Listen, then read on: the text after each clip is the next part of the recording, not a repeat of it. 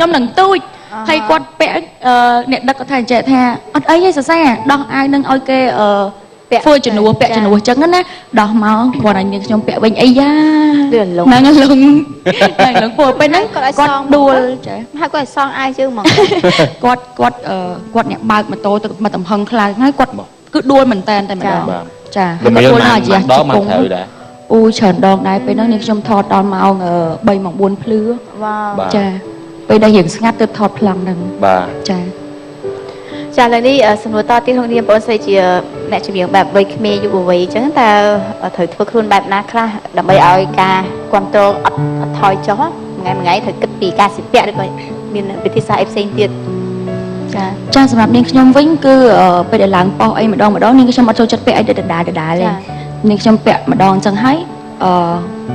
នេះខ្ញុំត្រូវតែបដូរផ្លាស់ចាអត់ទេចង់និយាយថាចេះអ្នកខ្លះគេពាក់ style អញ្ចឹងហើយពាក់ style អញ្ចឹងរហូតអីអញ្ចឹងណាតែយើងផ្លាស់ប្ដូរគ្នាជួនកាល style អញ្ចេះជួនកាល style អញ្ចេះហើយថ្មីឲ្យពួកគាត់មើលរហូតចាបាទហើយខ្ញុំឃើញថាសាយក៏បកកែក្នុងការសម្ដែងដែរអត់មានសម្ដែងអីបន្តទៅដូចជារឿងដូចអីព្រោះខ្ញុំបកកែលេងតែនៅខាងក្រៅចាការបាត់ថតជាខ្សែភាពយន្តហ្នឹងខាងផលិតកម្មថោនក៏គាត់មានកម្រងនឹងថតដែរចាប្រហែលជាក្នុងពេលឆាប់នេះដែរចាជំរាបគាត់ថាចង់ខ្លាចជាវិធីការនីអីហ៎អូអត់ចេះហ៎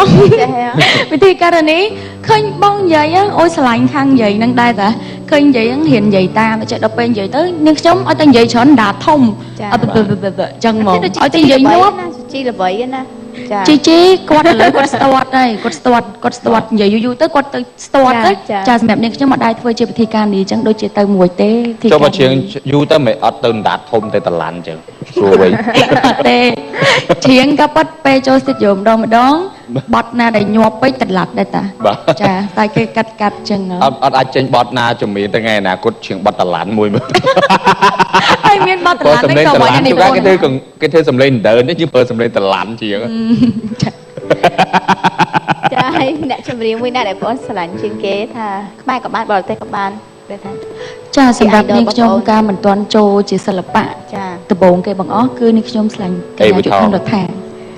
ស្រឡាញ់អីបថងហ៎យុធនរដ្ឋាចាពីមុនមកនាងខ្ញុំស្រឡាញ់គាត់ព្រោះតែងតែជាងបត់គាត់ដូចជាបេះដូងម្ចាស់ទិសបត់អីចឹងចាពេលហ្នឹងនាងខ្ញុំអត់ទាន់បានចូលជាសិល្បៈអត់ចូលក្នុងវិស័យសិល្បៈឯងទៅចូលឲ្យស្រឡាញ់អ្នកគេវិញចូលស្រឡាញ់ខ្លួនឯងជាយកខ្លួនឯងហើយស្រឡាញ់ត្រូវទាំងអស់ណាអត់ទេអត់មានសត្រូវទេការសិល្បៈដូចគ្នាយើងទៅណាមកណាយើងតែងតែគោរពរាប់អានចាអ្នកណាគេច្រៀងច្បងទោះគេអាយុប្អូនយើងឬក៏យ៉ាងម៉េចក៏ដោយចា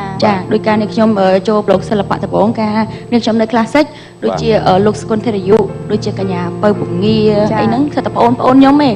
ចាប្អូនខែប្អូនអីអញ្ចឹងណាតែនេះខ្ញុំហៅបងក្នុងន័យលក្ខណៈថាគោរពគ្នាចាបាទចុះតារាបរទេសវិញចូលចិត្តអ្នកណាមួយទេតារាបរទេសនេះខ្ញុំចូលចិត្តបែបsexy ដូចជាអាំបច្រាបាចាហើយមិននិយាយដល់ចិត្តសាយទៅអីចា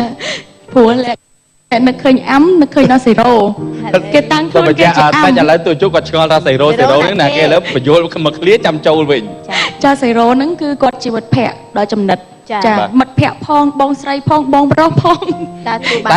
តួបានទាំងអស់ចាធ្វើម្ហូបអីអញ្ចឹងទៅចាចេះធ្វើម្ហូបចាដល់ម៉ូតឡប់ឈួតជាអីគឺគាត់ចេះទាំងអស់ខ្ញុំចាប់បានត្រង់ចំណុចថាដើរជាមិត្តភ័ក្តិក៏បានបងស្រីក៏បានបងប្រុសក៏បានគាត់អត់ស្រីប្រុសគាត់នេះជាភេទទី3មិនដឹងដែរខ្លួនឯងអត់ដឹងទេនឹងគាត់ព្រោះថ្ងៃគាត់ថាអត់ដឹងតែគាត់ជាណាតែគាត់ដឹងថាគាត់នឹងជាអាំខ្មែរចាអរគុណច្រើននៅវគ្គក្រោយគឺថាបងស្រីនឹងមានបទចម្រៀងមួយបទទៀតបទអីគេដឹងនៅចាគឺបទសុំទោសចង់បានអ្វីចាចាបាទអរគុណជួបគ្នាវគ្គក្រោយជាបន្តញ៉ាំសម្រាប់មួយ Plus